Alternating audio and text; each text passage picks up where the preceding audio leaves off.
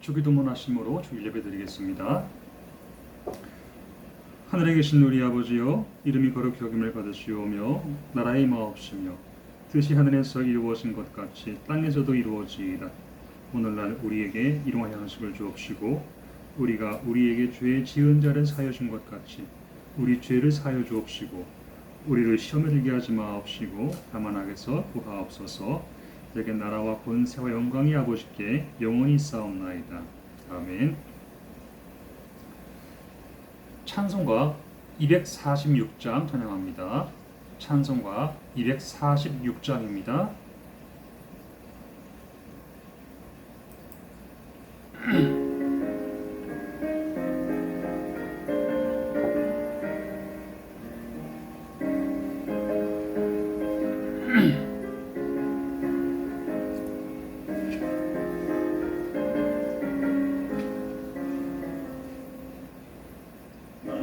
가나안 산 귀한 성에 들어가려고 내 무거운 짐 벗어버렸네. 죄 중에 다시 방황할 일 전혀 없으니 저 생명 시냇가에 살겠네.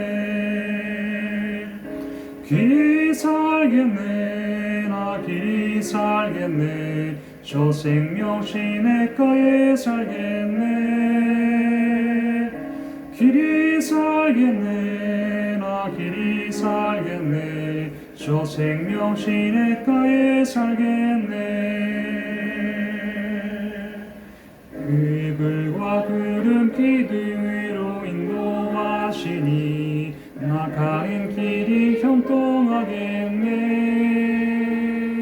그 요단강을 내가 지금 건넌 후에는 저 생명 시냇가에 살겠네.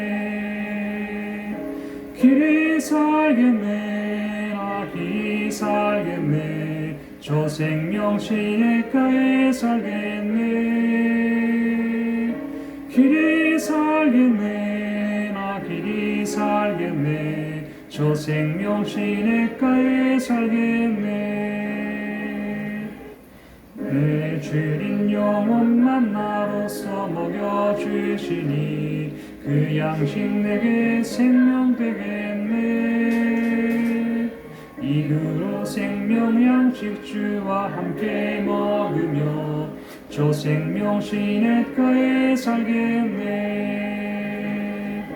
길이 살겠네, 나 길이 살겠네. 저 생명 시냇가에 살겠네.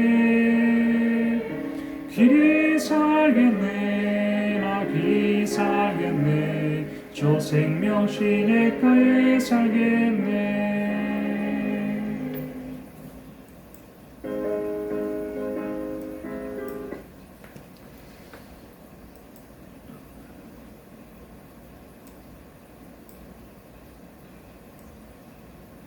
기도하겠습니다. 좋으신 하나님, 지난 한 주 동안 믿음의 형제들과 가족들을 지켜주시고 우리 영혼이 하나님을 향하여 예비할 수 있도록 은혜로 인도해 주심을 감사 찬송합니다. 부끄러운 죄와 허물은 십자가 보혈로 깨끗이 씻음 받아서 거룩한 예복으로 갈아입는 복된 주일 되게 하시고 성령의 음성을 들음으로 하나님과 영으로 교제할 수 있는 복된 시간이 되게 하옵소서.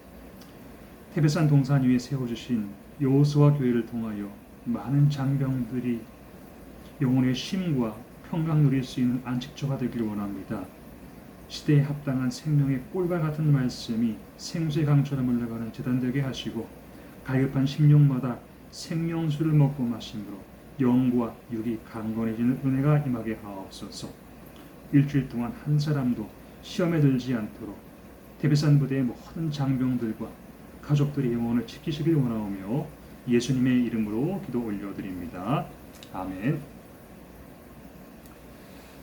오늘은 히브리서 6장 4절로 8절 말씀을 보겠습니다.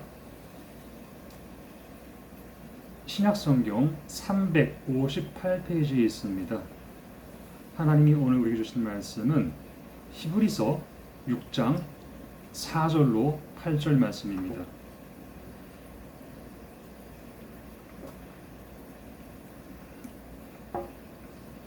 봉독하겠습니다. 한 번 빛을 받고 하늘의 은사를 맛보고 성령에 참여한 바 되고 하나님의 선한 말씀과 내세의 능력을 맛보고도 타락한 자들은 다시 새롭게 하여 회개하게 할 수 없나니 이는 그들이 하나님의 아들을 다시 십자가에 못 박아 드러내놓고 욕되게 함이라. 땅이 그 위에 자주 내리는 비를 흡수하여 밭 가는 자들이 쓰기에 합당한 채소를 내면 하나님께 복을 받고 만일 가시와 엉겅퀴를 내면 버림을 당하고 저주함에 가까워 그 마지막은 불사름이 되리라. 아멘. 오늘은 방향이 속도보다 중요하다는 제목으로 여러분들과 함께 말씀을 나누려 합니다. 예배에 참여한 헌이들에게 하나님께서 넘치는 은혜 주시기를 소원합니다. 클린턴이 대통령직을 마치고 나서 회고록을 썼습니다. 그는 이렇게 말했어요. 내가 케네디 대통령과 악수하는 순간 결심하였다. 나도 대통령이 되겠다. 대통령으로 방향을 정하고 나니까 속도가 붙기 시작했고 그는 오직 대통령이 되는 길로 걸어갔습니다. 그리고 미국 42대 대통령이 되었어요. 사람은 방향을 어떻게 세우느냐가 참 중요합니다. 백두산 천지에 물이 고여 있는데 그 물이 동쪽으로 흐르면 두만강을 통해서 태평양으로 흘러갑니다. 그런데 서쪽으로 흐르면 압록강을 통해서 대서양으로 흘러갑니다. 같이 있던 물이지만 영영 만나지 못하는 물이 되는 거예요. 방향이 중요합니다. 히브리서 6장은 땅을 비유로 들어서 방향의 중요성을 말씀하고 있습니다. 비가 자주 내리는 땅이 있어요. 농사짓기에 좋은 땅을 옥토라고 합니다. 옥토는 수분이 넉넉해서 무엇을 심든지 잘 되는 축복의 땅이에요. 그런데 이 옥토에 두 가지 종류가 자라고 있습니다. 하나는 축복의 식물, 채소이고 다른 하나는 저주받은 가시와 엉겅퀴입니다. 이 잡것들은 땅만 못쓰게 하는 잡초예요. 나중에는 베어서 결국 불구덩이에 들어가게 됩니다. 좋은 땅에서 채소로 방향을 잡았느냐, 가시와 엉겅퀴로 방향을 잡았느냐에 따라 마지막에 축복과 저주, 천국과 지옥으로 갈라지는 것입니다. 그래서 우리 성도들에게는 속도보다 방향이 중요해요. 같은 곳에 살고 같은 교회 다니지만 그 채소와 가시로 구분되고 또 천국과 지옥으로 갈라질 수 있습니다. 그러므로 방향을 잘 정해서 멸망으로 가지 말고 구원받는 성도 되시기를 축원합니다. 오늘의 핵심되는 말씀을 제가 다시 한번 읽어드릴게요. 한 번 빛을 받고 하늘의 은사를 맛보고 성령에 참여한 바 되고 하나님의 선한 말씀과 내세의 능력을 맛보고도 타락한 자들은 다시 새롭게 하여 회개하게 할 수 없나니 이는 그들이 하나님의 아들을 다시 십자가에 못 박아 드러내놓고 욕되게 함이라. 한 번 비침을 얻었다는 말은 복음을 친하게 접해 보았다는 뜻입니다. 하늘의 은사를 맛보았다. 자, 이 말은 영적인 체험을 또 분명히 했다는 의미입니다. 그리고 성령에 참여한 바 되었다는 말은 성령의 일을 하게 되었다는 뜻입니다. 하나님의 선한 말씀도 체험했고 내세의 능력도 맛보았어요. 천국과 지옥을 확신합니다. 근데 이런 수준 높은 경험을 하고서도 타락한 사람이 있다는 거예요. 이런 사람은 다시는 새로워질 수 없고 회개도 할 수 없는 것처럼 성경은 말씀하고 있습니다. 이 말씀은 성경에서 해석하기 난해하고 어려운 부분입니다. 과연 회개할 수 없는 죄가 있을까?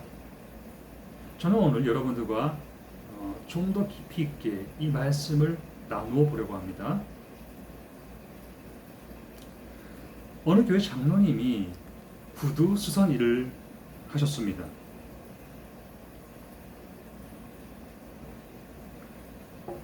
교회에 오면 항상 그 맨 앞자리에 앉아서 아멘을 얼마나 크게 잘하시는지 아멘 장로라는 별명이 붙었어요. 구두를 수선하는 동안 그는 만나는 사람들에게 늘 예수님을 전했습니다.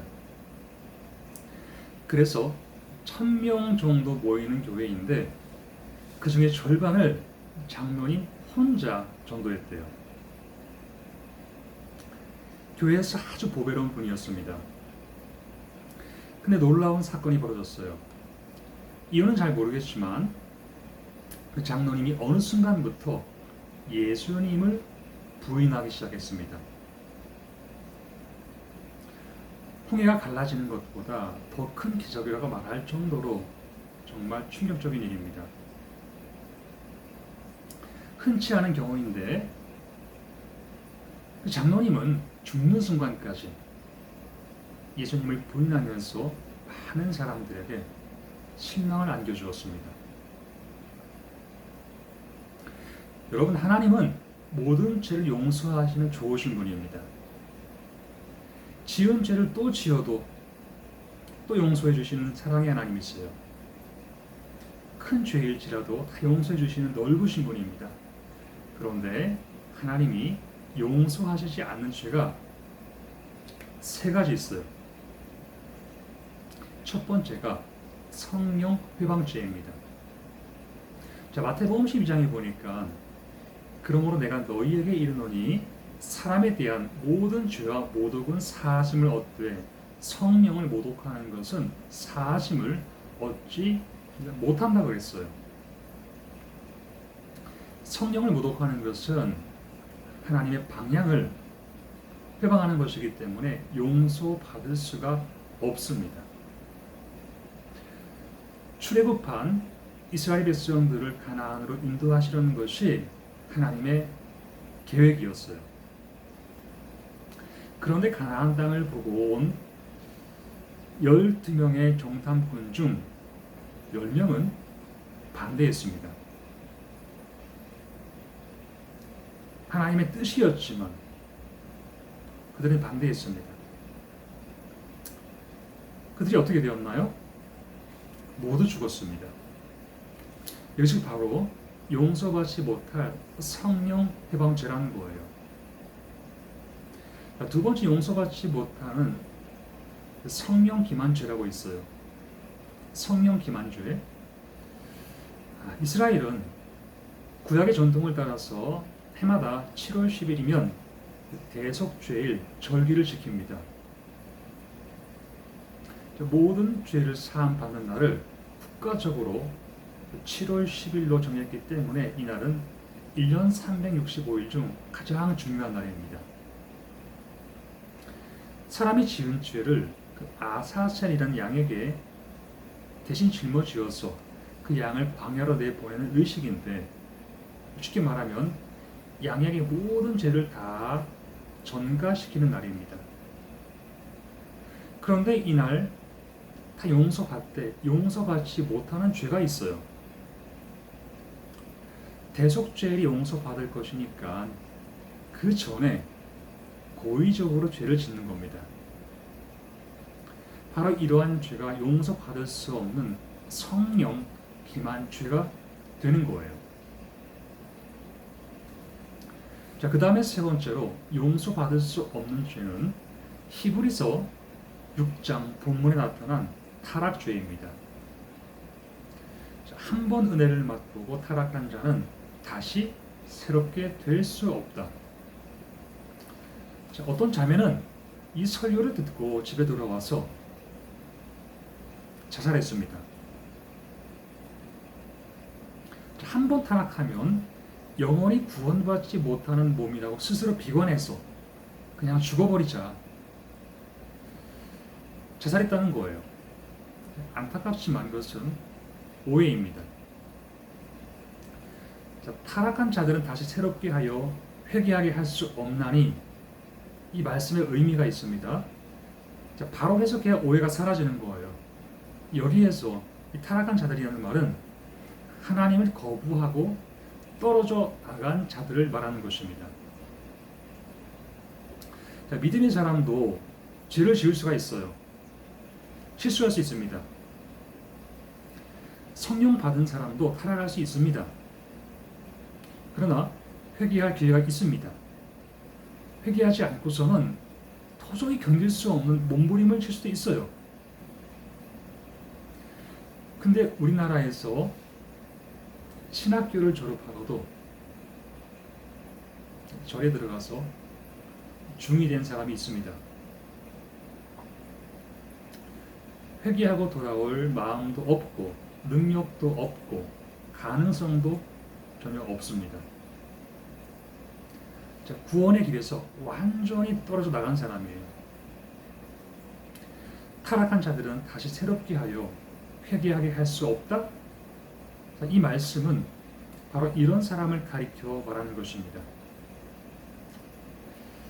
이런 자들은 십자가에서 죽으신 그 예수님의 은혜로 이미 구원이 이루어졌는데, 이미 구원 받았는데, 예수님도로 다시 십자가에 올라가서 죽으라고 하는 이들입니다.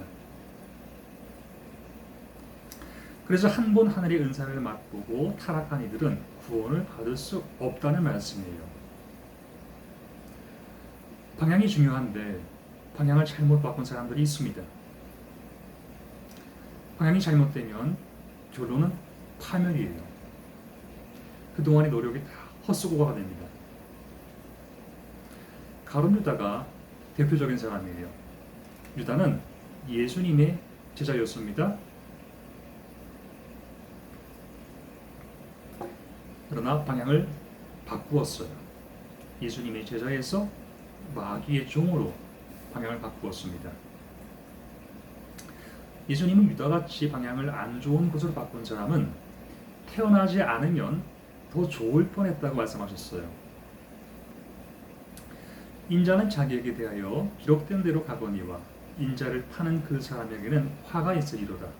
그 사람은 차라리 나지 아니하였더라면 자기에게 더 좋을 뻔하였느니라. 유다는 방향을 바꾼 사람입니다. 가룟 유다의 이름에는 재미있는 뜻이 있어요. 유다라고 하는 이름은 찬송이란 뜻이에요. 근데 가장 아름다운 이름을 가지고 가장 악한 일을 했습니다. 방향을 바꾸니까 하나님을 찬송하던 사람이 마귀를 찬송하게 된 거예요. 그러나 방향을 잘 바꾸면 하나님이 반드시 축복해 주실 줄로 믿습니다. 눈병에 걸려서 두 눈을 뽑아야 된다는 진단을 받은 사람의 이야기예요. 그는 병에 걸리기 전에 방탕하게 살았습니다. 의사로부터 두 눈을 뽑아야 된다는 선고를 받고서 뼈저리게 회개했습니다. 방탕하게 살았음을 회개했어요. 이제부터라도 다시는 죄짓지 않고 하나님을 잘 섬기겠다고 펑펑 울었습니다. 그런데 이상한 일이 벌어졌습니다. 갑자기 그 눈이 나은 거예요. 알고 보니 그 눈물에서 나온 요소들이 눈에 묻은 독소들을 다 씻어낸 것이었습니다. 방향을 바꾸는 것이 회개예요. 방향을 바꾸면 새 역사가 일어납니다. 그러므로 우리 성도들은 방향을 천국으로 정확히 세우고 흔들리지 말아야 될 줄로 믿습니다. 요한계시록에 보면 7교회가 등장하고 있는데 그 중에 칭찬받은 서머나 교회가 있어요. 서머나 교회에는 그 폴리칸 목사님이 목회하고 있었습니다. 이 폴리칸 목사님은 요한계시록을 기록한 요한의 친구였어요. 예수님을 믿다가 그 핍박받아서 86세에 화형으로 순교했습니다. 그런데 이분이 얼마나 성자인지 당시 그 지역을 지배하고 있던 총독이 그를 죽이지 않으려고 몸부림쳤습니다. 총독이 또 폴리카백에 말했어요. 한 번만 황제가 나의 주라고 말만 해라. 그러면 살려주겠다.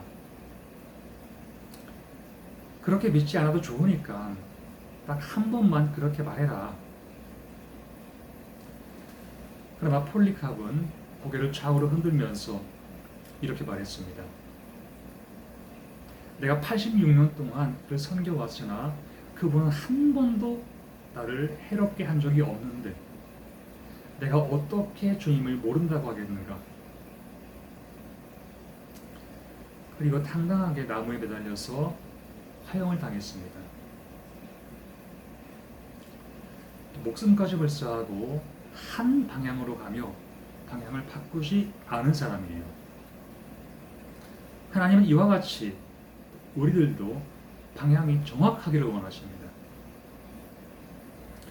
같은 자리 같은 교회에서 같은 은혜의 비를 맞으며 같은 영의 양식을 받아 먹으며 유익한 채소를 내는 땅이 있는가 하면 가시와 엉겅퀴를 내는 땅이 있습니다. 히브리서 6장은 오늘 우리에게 이 선택을 요구하는 거예요.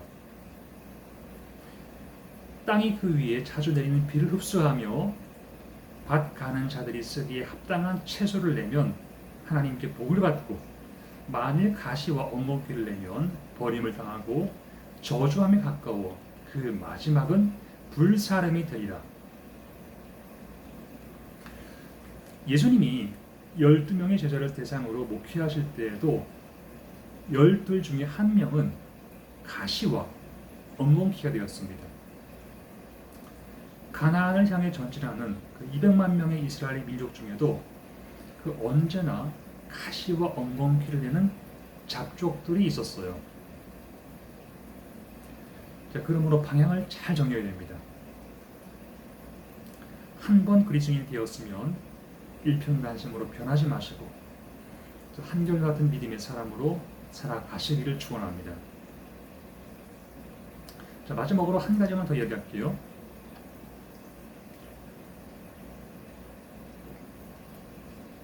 자, 미국에서 이민교회 목회를 하시는 목사님이 한국에서 새로 이민 온 교인들을 돌보고 있었습니다. 한 교인이 이민 와서 사업을 시작했습니다. 그 교인 축복받도록 열심히 목사님이 기도했습니다. 그가 큰 축복을 받기 시작해서 이제 어느 정도 기반이 잡혔습니다. 그런데 바빠지면서 한 번, 두 번 예배를 빼먹는 일이 생겼어요.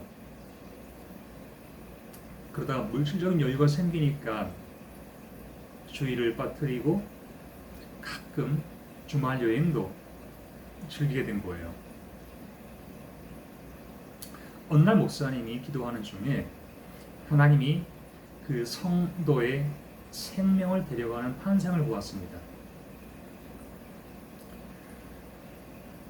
목사님이 놀란 마음에 그를 찾아가서 다시 기도해 주었어요. 하나님, 이 성도의 사업이 망하게 하옵소서.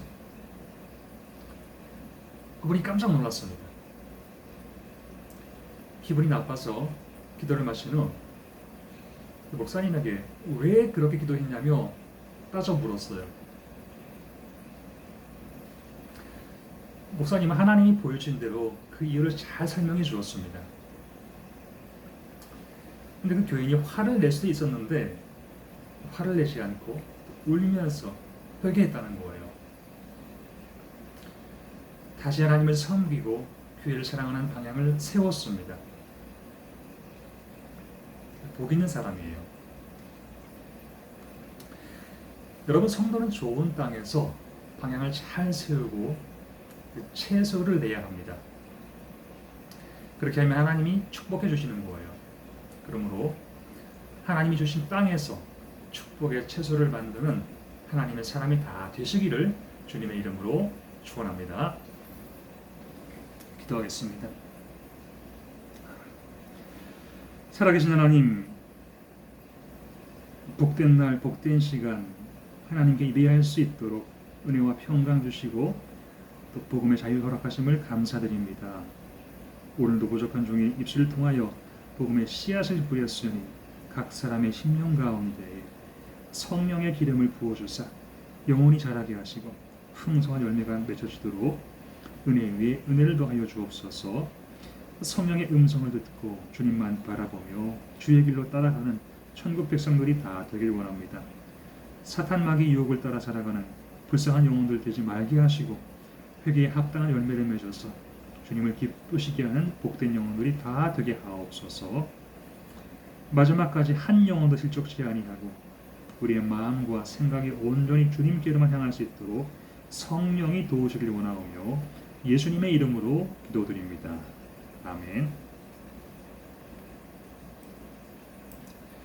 찬송가 369장 찬양합니다. 찬송가 369장 찬양하겠습니다.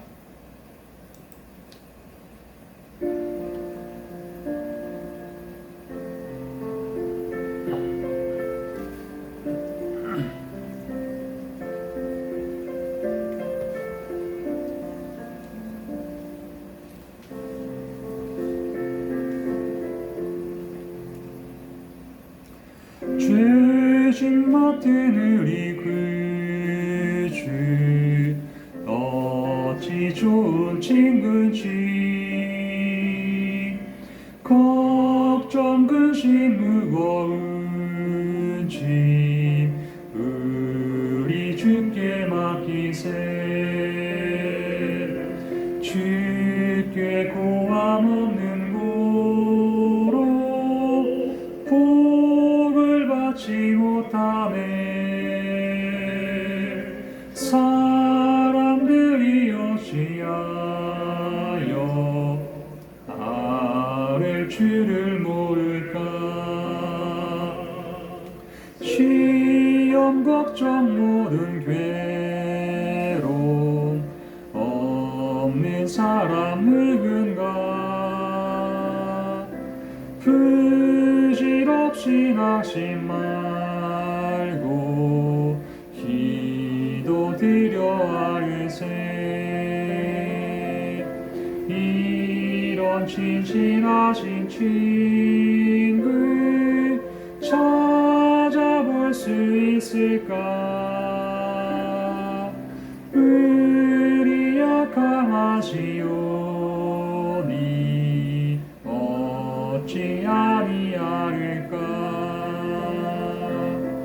근심 걱정 무거운 짐 아니신 자 누군가. 피난처를 우리 예수 주께 기도드리세. 세상 친구 멸시하고 너를 조롱하여도 예수의 품에 안기어서 참된 위로 받겠네. 아멘.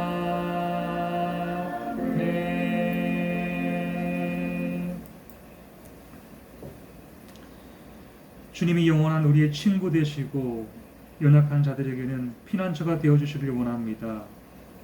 주님과 동행함으로 주어진 모든 환경과 맡겨진 일이 능치 못함이 없게 하시고 주님이 늘 우리와 함께 하심이 삶을 통하여 나타나는 복된 복음의 주인공들이 다 되게 하여 주옵소서. 이제는 우리 주 예수 그리스도의 은혜와 하나님 아버지의 크신 사랑과 성령의 감동 감화 교통하심이 주의 이름을 부르며 은혜를 사모하는 모든 주의 자녀들 위해 지금부터 영원토록 함께 하시기를 축원하옵나이다. 아멘.